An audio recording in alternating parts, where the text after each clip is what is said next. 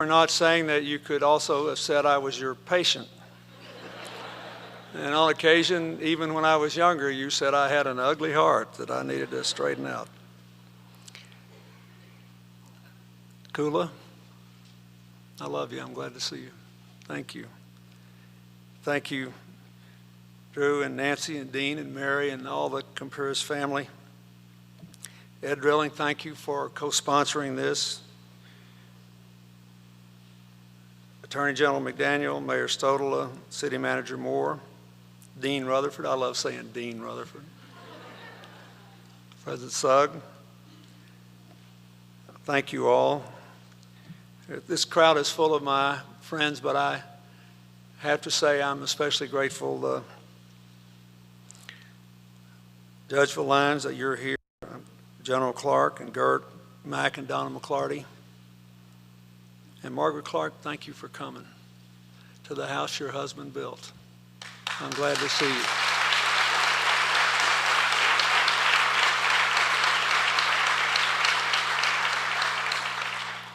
I was overwhelmed when the Kumpuris family endowed this lectureship. And we need the endowment to get good people to come here, I think. I'm probably the cheapest speaker you'll have on the agenda. But I'm profoundly honored to be here. In 1982, when I ran for governor, I was trying to become the only person in the history of this state that had ever been elected, defeated, and elected again. There are about 5 people without whom I would not have won, in which case I'd be down here doing deeds and divorces, and I wouldn't be up here giving this speech. One of those people was Frank Kumpuris. He believed in me, and he was powerful, respected, energetic, and determined. And he gave me credibility at a time and with a lot of people without which I could not have attained it. I came to admire him and love him very much, and his wife and his sons and their family. And in various ways, large and small, happy and sad, the lives of my family and the Kumpurises have been intertwined over the years. I'm not sure this library could ever have been built here on this site if it hadn't been for you, Dean, and I'm very grateful to you for that.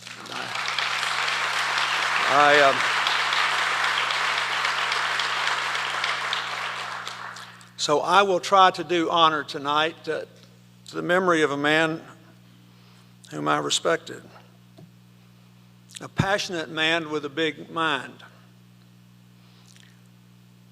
We live in a time when I think thinking is devalued too much, although I hope in the last few years we have acquired a greater respect for it. It really does matter that you believe in argument and evidence over assertion and attack. It really does matter, if the facts are not in dispute, that they be stated. I remember reading with some amusement a section in Ron Suskind's book, The 1% Solution. You may remember him. He co-wrote Treasury Secretary Paul O'Neill's memoirs. Paul O'Neill was the first Treasury Secretary in the current President Bush's administration, a lifelong Republican, a man I got to know when I was governor, and he ran Alcoa, a very, very fine person. And after Suskind wrote this book, he then wrote this book called The 1% Solution, based on the argument of the so-called neocons in the Bush administration that we ought to organize our entire national security apparatus to prevent everything that there was even a 1% chance of happening. But you can argue that either way. But the most interesting thing in the book to me is how so many of their most conservative members referred not simply to me and my foreign policy team, but to Colin Powell and General Brent Scowcroft and other lifelong devoted Republicans as lesser mortals, lesser political mortals, because we were trapped in the, quote, reality-based world. And they were liberated from that world because they understood that we were the dominant political, economic, and military superpower in the world, and just by willing something and applying our power to it, we could change reality. Well, when I heard that, I thought, I grew up in an alcoholic family. I spent my whole childhood trying to get into the reality-based world, and I like it here. And I think that the continuing difficulties we face in Iraq have reminded us that in any discussion we ought to start with our understanding of reality. And we ought to respect anyone who has a different understanding who wants to make an argument. We should listen, we should discuss, we should engage. I want to make a simple argument tonight, which I heartily invite you to think about and to disagree with it if you do. It is that the central question of the 21st century and the world we will leave to our children and grandchildren is not terror or climate change or economic inequality, but identity. Identity. How do we view ourselves? How do we view our relationship with others? How do we view our relationship to children yet unborn? How do we view our specialness, our uniqueness? How do we view our connections? This is a very exciting time to be alive. Think of the scientific news just the last 2 or 3 months. I read a few weeks ago that scientists have identified a planet orbiting one of the 100 stars closest to planet Earth, which seems to have atmospheric conditions so like ours that life might be possible on it. Alas, it's 20 million light years away still, beyond the life expectancy of anyone, so we'll have to wait for them to come to us, I guess, if they're there, unless there's some family here willing to devote 4 or 5 generations to space travel. Nonetheless, this is an interesting thing, and the whole idea that we can even measure such a thing is fascinating. On a matter closer to home for me, the continued research into the human genome, which has already identified the 2 major variants that make young women highly likely to develop breast cancer, and therefore give us a clue to who should be tested early and often, and offer the prospect that mastectomies might one day become a thing of the past. This research has now identified the genomic variants which seem to be very high predictors of diabetes. And this is a very big deal, since childhood obesity has tripled in the last 20 years, and some medical researchers predict that as many as 1 in 3 children born in this decade may develop type 2 diabetes, which is something that could have calamitous consequences, not only for the lives of the children in question, but for the healthcare system in America and our economy. So if science can help us avert it, so much the better. The Robert Wood Johnson Foundation funded a scientific inquiry into something that is a little closer to home to what I want to talk to you about tonight, which indicated that social groups have a lot to do with both good and bad healthcare behavior. That if you go out drinking once a week with 4 guys and one of them likes to drink too much, then pretty soon 4 will. If one goes on the wagon, pretty soon all 4 will. If one person has bad eating habits, pretty soon other people in the group will. If one person changes, pretty soon others will. This has never been documented before in a serious survey. The idea that the actual health behavior of societies might be affected by affinity groups, people who hang around together. And that's very interesting. The most important thing I read, one of the major news magazines, I think it was Newsweek, had a multi-page article recently on the latest advances in brain science, which I just loved because it said you can keep learning and developing new neural networks into your 60s and 70s. And I thought, thank God, I've still got a chance to understand physics before I die. It's an exciting time to be alive. Most of you have been the beneficiaries of this time. I mean, look around this room. For one thing, it's a much more diverse world than it was. If we had had a lecture like this 30 years ago, we'd be in a room filled with white guys in suits. It wouldn't be half women or more than half. It wouldn't be people of color here. It would have been a whole different world. We're living in a more diverse and exciting time. But the world we live in has three very profound challenges. And as I said, I will outline them, and then I will argue to you that every single one of them is eminently meetable, depending on how we resolve the question of our identity. First thing is that the world we live in, while full of benefits for people like me, is profoundly unequal. Most of the work I do around the world now is with my foundation. I just got back from my annual trip to Africa. And I see this over and over again. We have a major city year project in South Africa. I went to a school in a very poor neighborhood in Johannesburg, and I saw these young volunteers that, in a project originally sponsored by Mr. Mandela and me, working with all these kids, trying to teach them about AIDS. They have to know at age 7, 8, 9. You have kids standing up with a level of base knowledge that most adults in America couldn't meet, and they need it to survive. 1 in 4 of all deaths this year in the whole world will come from AIDS, TB, malaria, and infections related to dirty water. 80% of all those kids in the last category, the dirty water category, will be children under 5. Nearly no one in America will die of any of those things. Some will perish from AIDS because the impact of their medicine will expire or they won't follow the regime. But that will claim 1 in 4 lives on Earth, counting all the wars, all the natural disasters, all the accidents, all the cancers, all the heart attacks, all the everything. I was in Tanzania on my trip to announce that my foundation is now going to try to do with malarial drugs what we did with AIDS drugs, to get the lowest costs in the world for high quality medicine. Because we've done so much good with AIDS in Tanzania, more children will die from malaria than AIDS this year. There are people who've had malaria 24 times by the time they reach their 21st birthday in Africa. And it takes a lot of people out. So it's unequal in terms of health. It's unequal in terms of education. There are 130 million children who never go to school.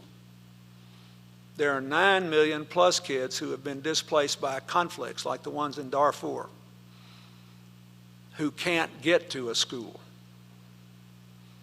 In my last year as president, we scraped up $300 million from the Agriculture Department to offer a good meal to kids who would come to school to get it. In all the poor countries that participated, enrollment went up 6 million. Cost you $50 a kid. Every year of schooling in a poor country adds 10% per year to income potential for life. And it's unequal in terms of income. Half the world's people live on less than $2 a day. 1 billion people live on less than $1 a day. We wonder why sometimes the people that seem so anti-American win free elections in our neighboring countries in Latin America, Mr. Morales in Bolivia, Mr. Correa in Ecuador. That's because Joe Sixpack doesn't believe that globalization is working in the developing world. And in fact, for many people, it is not. Although the truth is more people have been lifted out of poverty by trade in the last 20 years than at any period in history. It's just that the population is growing most rapidly in the areas less able to support it. It's an unequal world. America has grown more unequal. We began to really get into globalization about 35 years ago. And from 1973, after the first oil price, or about the time of the first oil price spike, until sometime in the middle of my first term, median wages, not average, average includes people like Mike McClarty and me, median, the ones in the middle, those wages have been flat. Then they went up for 6 years. Median wages did. and inequality declined, and then in this decade it resumed with a vengeance. We've had 6 years of economic growth, 40-year high in corporate profits, until last week an all-time high in the stock market, 6 years of increased worker productivity, so the workers are doing better, but median wages are flat, and there's been an increase in the percentage of people in America working full-time falling below the poverty line, and working full-time losing the health insurance that they and their families once had, about 4%. Meanwhile, health insurance costs have gone up 87% in this decade, and over half of the personal bankruptcies filed in this decade have been the direct result of healthcare emergencies. It's an unequal America. I would like to tell you that the inequality ceased. I'll come back to this in a moment because Bob Rubin and I were economic geniuses when I was president, but alas, that doesn't tell the whole story. What happened was that in the 1990s, we generated, for the first time in a very long time, a huge number of good new jobs that changed the job mix in America. Because information technology moved out of Silicon Valley and the video game companies in Texas and spread into every aspect of the American economy. Running a doctor's office is not what it was 15 years ago. Running a bank isn't. Running a dry cleaning establishment is. There's nothing on earth that's done in a rich country that's like it used to be because of information technology. And in the years I served, it was 8% of total employment, but 28% of job growth and 33% of wage growth. So it changed the mix, and we grew and grew together. Unless you have a source of new jobs every 5 to 8 years that do that, it's almost impossible to avoid increasing inequality. Now, there are other factors as well. Goldman Sachs, hardly a left-wing institution, reported last month that 60% of the increase in corporate profits in this decade was the direct result of the ability to hold down wages and benefits for their workers. So there's some policy decisions here, but the main problem is the absence of new jobs. So we are growing more unequal. We are certainly more unequal in healthcare. Some of us have it, some of us don't. 16% don't have it, and another 16% are without it for at least a month during any given year, during which time they just pray they won't get sick till their insurance kicks back in. So it's an unequal world. Second problem is it's a more insecure world, principally because of terror and the prospect that weapons of mass destruction could be more broadly spread and fall into the hands of terrorists. Also a little bit because of the prospect of our interdependence making us all vulnerable to disease. The first time we were truly interdependent in the last century was at the end of World War I.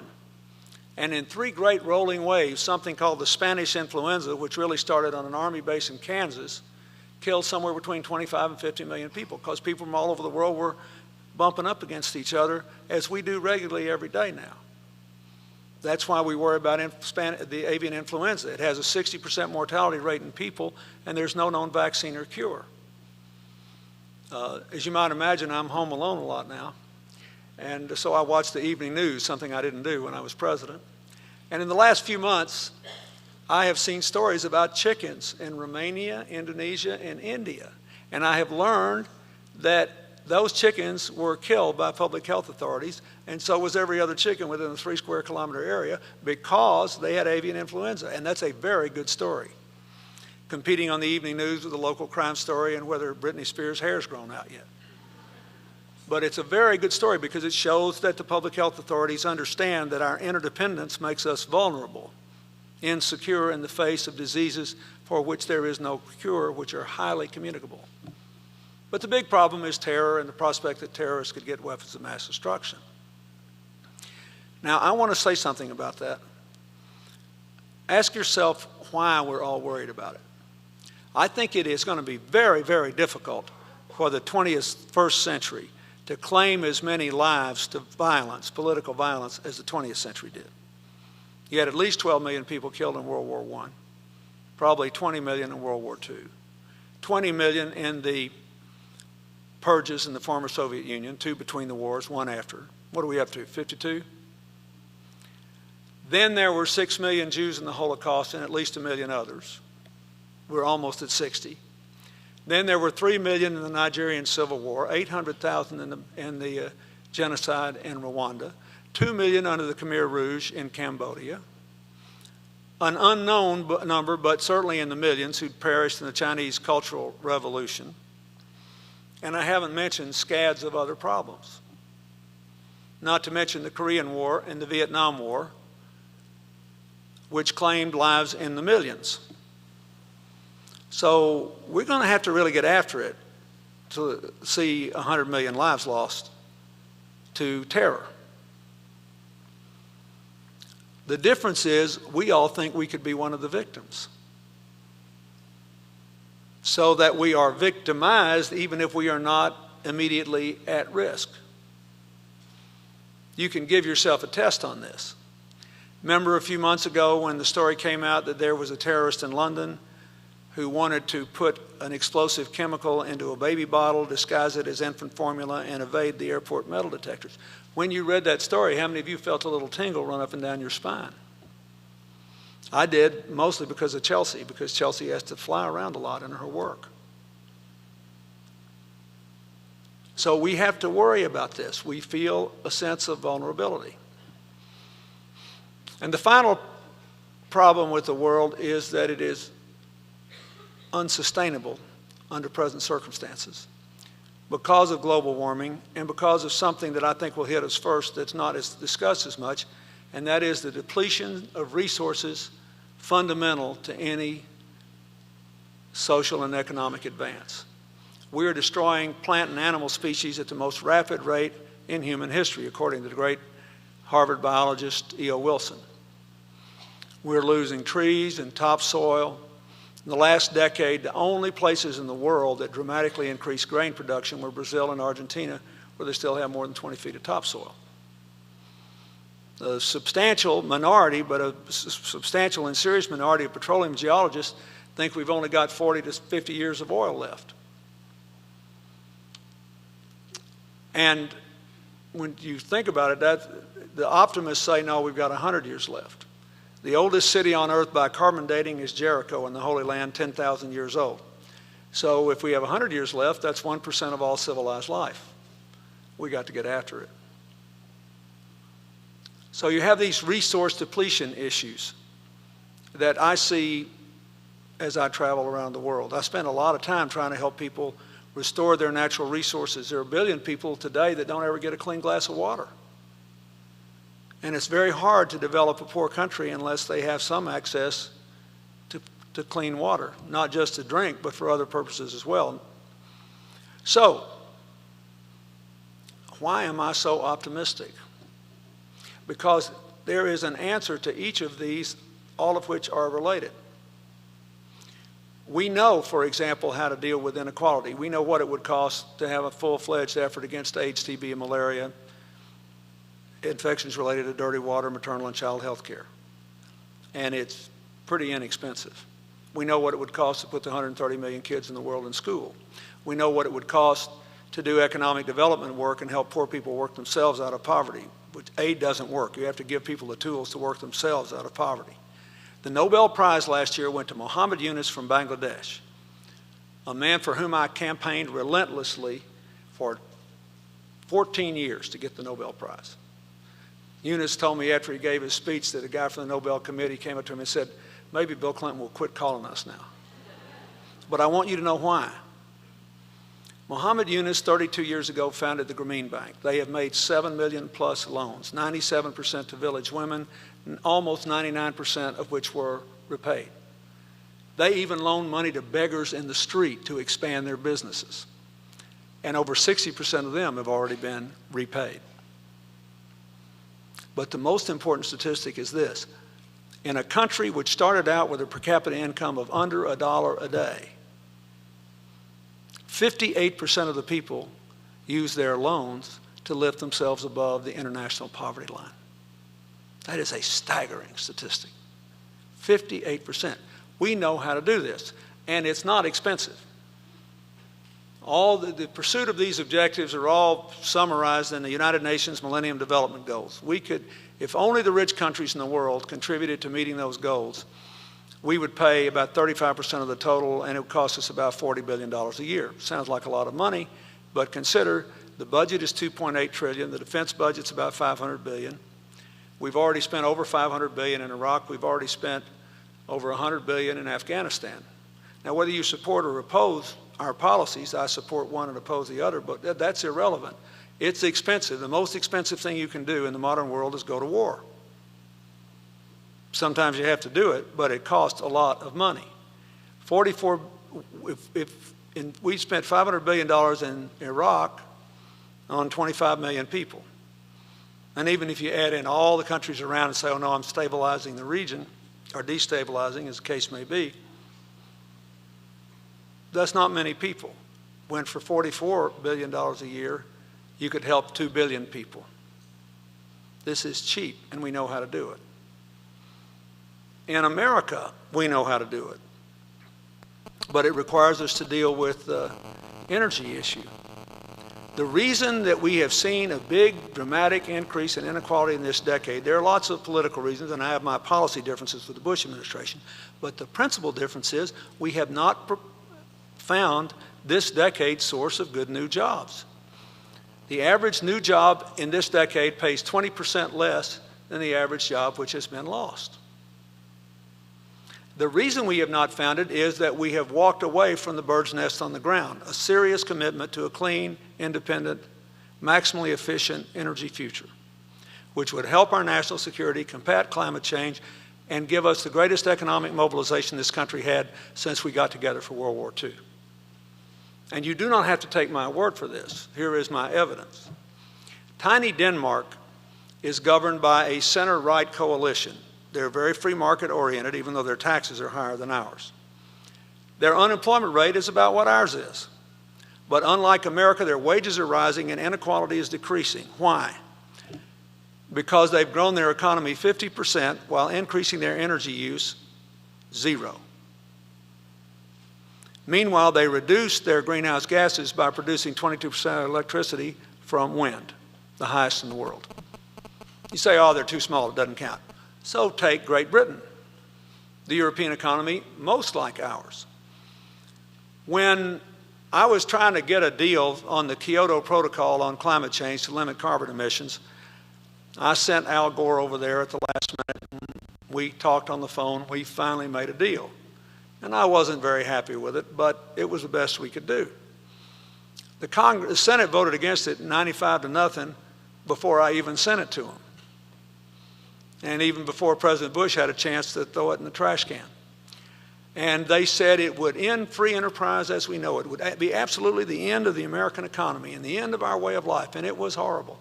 It is the only bill I ever lost before I actually sent it to Congress. Even when the Arkansas legislature was mad at me, they never voted a bill I didn't send them, against a bill I didn't send them. So what did the British say? The Blair government. They said, oh, we like this treaty all right, but it's actually weak as dishwater. We think we'll beat our targets by 50%, and they will. What is the consequence? Their unemployment rate's the same as ours, but their incomes are rising. They've had no increase in inequality in this decade because they have created massive numbers of new jobs in 15 or 20 categories because of their commitment to beating the targets, to reducing their greenhouse gas emissions, increasing their efficiency, and doing it in a way that creates jobs. If you want to do something about inequality in America, you have to create good jobs. You can't tax your way into equality. You can't do anything else. You have to create good jobs. I favor some changes in tax policy. I think it was crazy to go back to deficits while we were going to war. I hope the next president will raise my taxes because I think it was immoral for me to get a tax cut while we had men and women in uniform risking their lives half a world away, and we borrowed the money from China so we couldn't begin to enforce our trade laws against them. But the main thing is we have to have these jobs. And we have to take this energy thing seriously. I could give you lots of other manifestations of this. We have American villages in Alaska crashing through the permafrost into the water because of climate change. 90% of the world's fishing centers are understocked because of climate change as well as overfishing. Because the ocean is trying to take up the slack from there being fewer trees and more carbon dioxide in the air, so the water's sucking more in. And it changes the chemical composition of the water, and the food chain of the fish has been interrupted. So now one of the main sources of protein for poor people is disappearing. It's a huge problem. But there is an answer, and it helps us. And it's not just an answer for poor people. I was in Malawi, and the government just invested there in a biofuel plant, and they're going to sell the fuel to Europe to create jobs there. The Prime Minister of Ethiopia told me he intended to make Africa the first oil-free continent when it comes to transportation because he could grow cane ethanol better than the Brazilians could. So there are people all over the world thinking about this. This is not just a rich person's game. And efficiency is where we should start. Goldman Sachs put out a report last few weeks which said if the United States, China, India, and Russia could achieve the energy efficiency of Japan, it would cut greenhouse gas emissions by 20%. What they didn't say is it would create millions and millions of jobs. How many jobs do you think were created because this building got a leadership in environmental and energy design, and the Heifer headquarters did? Americans making those solar panels. What if you just greened every roof of every old building in New York City? You have to go up and seal the roof and then lay down sod, and you cut the temperature on a hot day in half and dramatically reduce the energy use. You cannot outsource those jobs to India. Somebody has to be standing on the roof. So this is a big deal to reduce inequality and to deal with energy. And on this terror thing, let me say that this is sort of, I agree with what Hillary said about this. I think we're safer than we were on 9/11 and not safer enough. But most of the reason we're safer is because of the work of tens of thousands of people that you and I will never know unless they happen to be our neighbors. The people that work in law enforcement and intelligence and track money. Over 95% of all the people suspected of planning terrorist operations against America who've been arrested both since 9/11 and when I was president before were arrested by other people in other countries working with us. And we are getting much better at that. But since we live in an interdependent world where we can't kill, jail, or occupy all our enemies, we also have to take a little time to build a world with more partners and fewer enemies. That's where fighting inequality comes in. That's where working cooperatively on the energy thing comes in. All of these things are related one to the other. I am extremely optimistic if we just recognize one thing. We have to answer the following question. Which is more important? Our interesting differences or our common humanity? And why is that at the root of the inequality challenge, the security challenge, and the sustainability challenge? The most interesting discovery to me of all the scientific discoveries of the last decade was the sequencing of the human genome, and not all the practical things, even though since I lost my mother, I was elated when they found the genomic variances for breast cancer. But the most important thing was the finding that genetically we are all 99.9% the same. If you look around this room, every difference you can see in skin color, hair color, how well your eyes work, whether you're tall or short, wide or thin, even man or woman, all of it is rooted in only 0.1% of your genetic makeup. That's what makes the terrorist position seem inherently absurd. Our differences are the only thing that matters. If you don't agree with me, you're less human than I am, even though we're 99% the same, and I have the right to kill you. But forget about the terrorists for a minute. All the rest of us spend 90% of our time worried about that 0.1%. I'll just take myself as I'll be the guinea pig. But walk with me. I wish I weren't 60 years old. At least I'm not 65. I wish my hair weren't so white. I look so washed out in pictures. At least I still got it.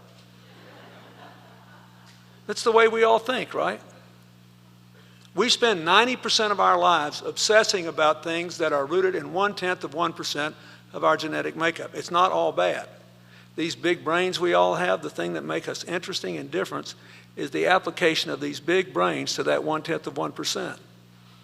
It'll produce once in a great while an Einstein or a Picasso, or, you know, somebody can hit 900 home runs. But we have to spend more time thinking about the rest. It is a form of arrogance to believe that only our differences matter. And ultimately, to win the battle against terror, we have to persuade people that what we have in common is more important than our differences. I mean, look, how sad is the Middle East today? The Palestinians don't even have time to fight the Israelis anymore. They're too busy fighting each other. The major story, you would have thought it was the Battle of the Bulge, that the Hamas took over the Fatah security headquarters in Gaza. It's not even as big as this room. I've been there. It's not that big a deal. And I don't mean that to be pejorative to the Palestinians. I'm just trying to make a point. I know a lot of Palestinians in America. I don't know a single poor Palestinian. I never met a poor Palestinian except in Gaza and the West Bank. Every Palestinian I know in the United States is a college professor or a millionaire. Look at the Indians and the Pakistanis. Now, they're all worried about whether they can have more nuclear weapons and what their doctrines are. Indians rank first and Pakistanis eighth in per capita education and income in the United States. Why? Because they are free of obsessing over their differences and free to come into a common culture where people can develop their God-given abilities and work cooperatively with others. And I could give you example after example. What has kept the Iraqis from making their democracy work? After all, over 70% of them showed up to vote. We never get that many. Because democracy is about way more than majority rule. It's about minority rights, the rule of law, institutionalized and psychological cooperation.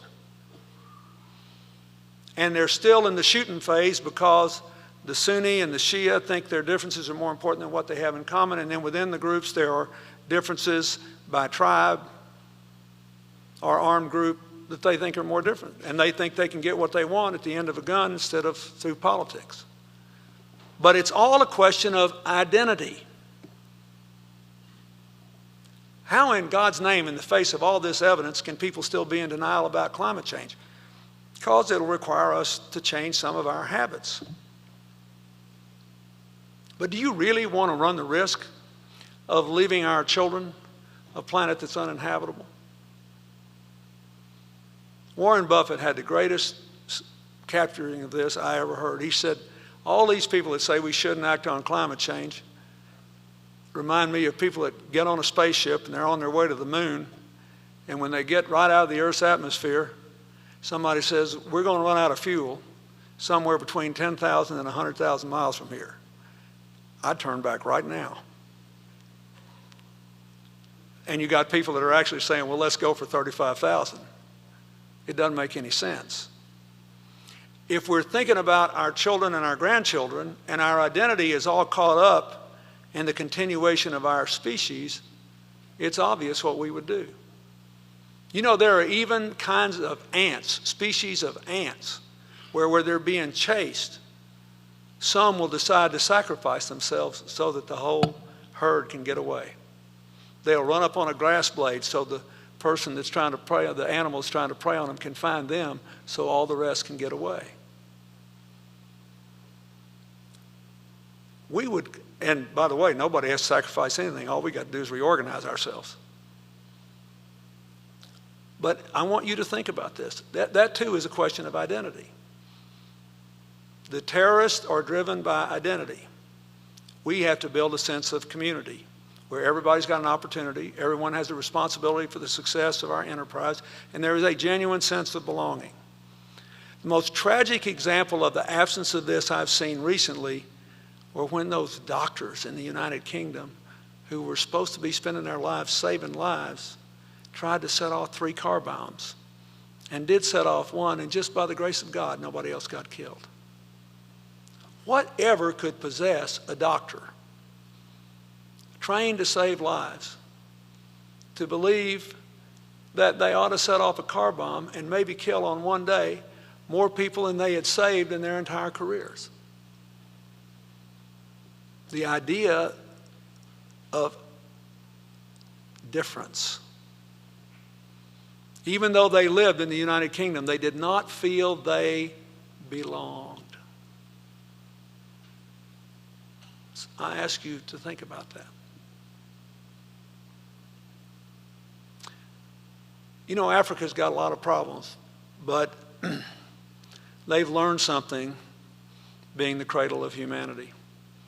I went to the Ngorongoro crater in Tanzania, and to the best of our ability to determine it, the first people rose up somewhere around there about 150,000 years ago. And they wandered around in Africa somewhere around 90,000 years, and then they started wandering everywhere else. The oceans were 300 feet lower then, so they managed 40,000 years ago to get to Australia, which is where the Aboriginals came. And by 8,000 or so years ago, we had civilizations in Iraq and Egypt, in China, and in Peru and Mexico, and soon thereafter in India. About everything we've done since then has been variations on a theme. But if you look at the whole of human history, you could see it as people constantly widening the circle of positive interdependence, where our identity does not require us to look down on someone else or see someone else as the enemy, or just see someone else as invisible, which is about what happens in the inequality trap.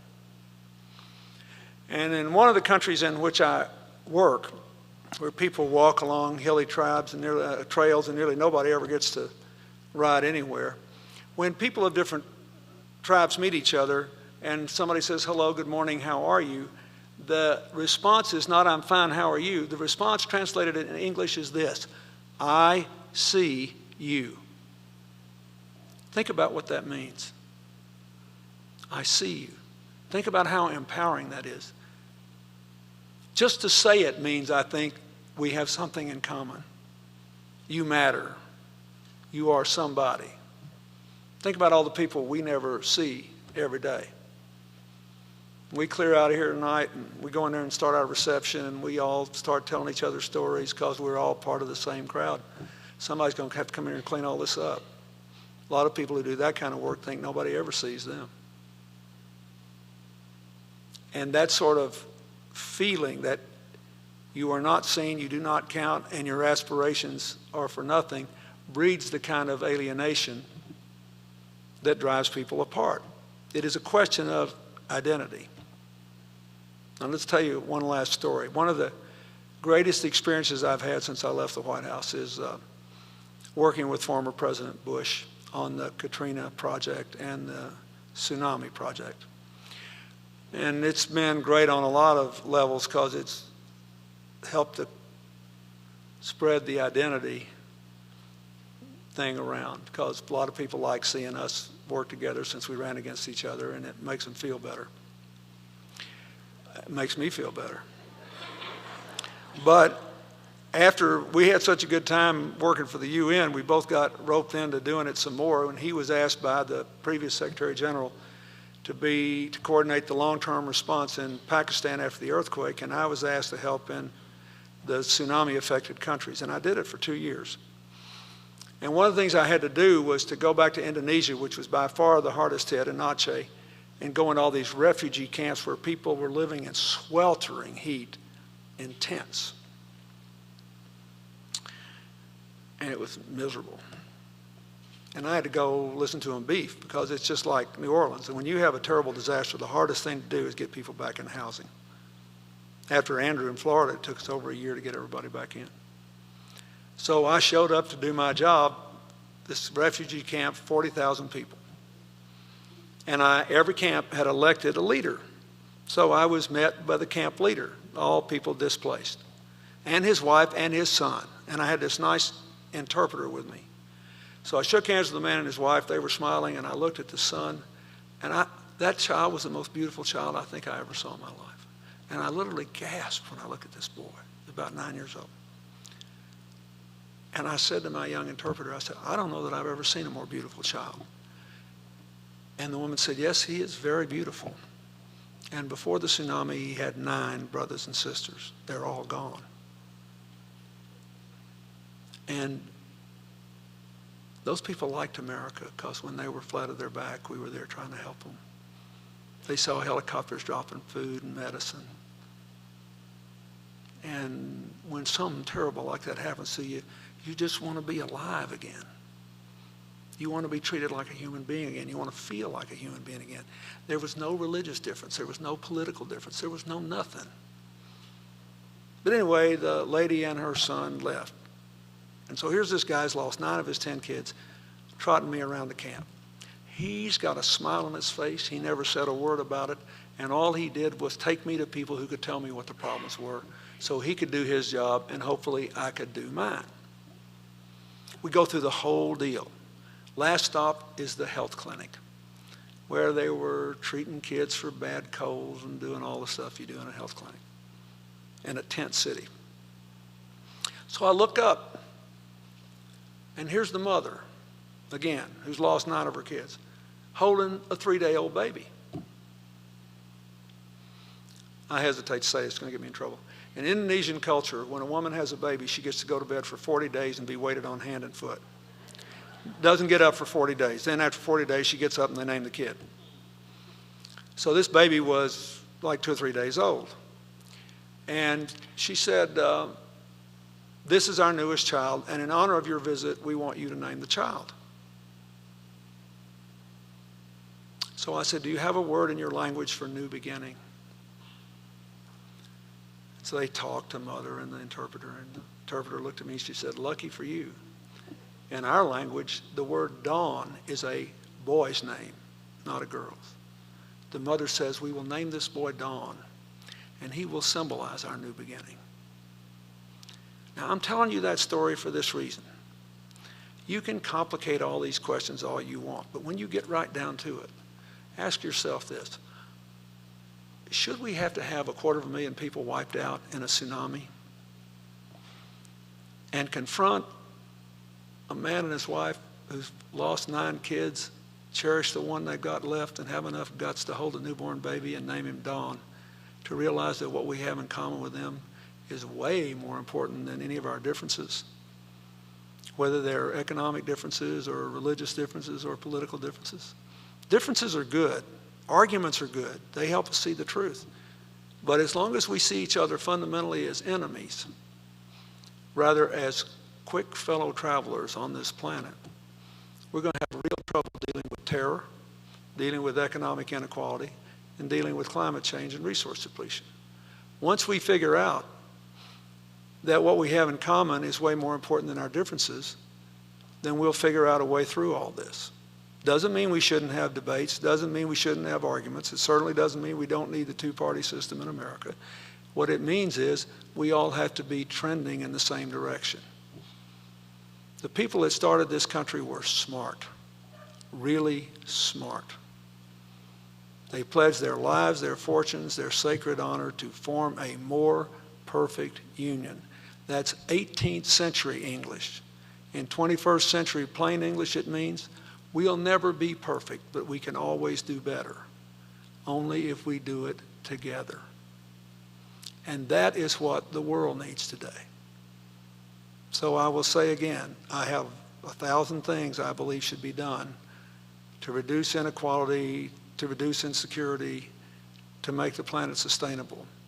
Whether any of it gets done or not depends upon, especially those of us who are older, who have more yesterdays than tomorrows, acting like what we have in common is more important than our endlessly fascinating differences.